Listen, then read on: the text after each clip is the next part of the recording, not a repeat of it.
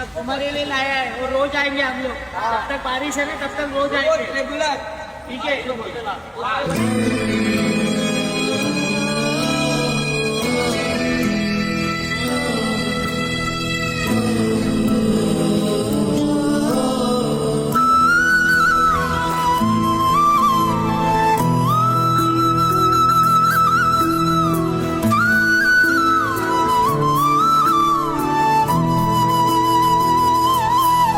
जय महाराष्ट्र, मी सुमित पोराटे।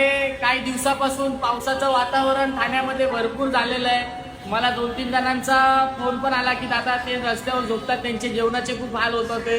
त्याच्या अगोदर जेवण येत होतं पण पावसामुळे त्यांना कोण जेवण देत नाही। त्यामुळे आपण आजपासून एक नवीन उपक्रम चालू केलाय।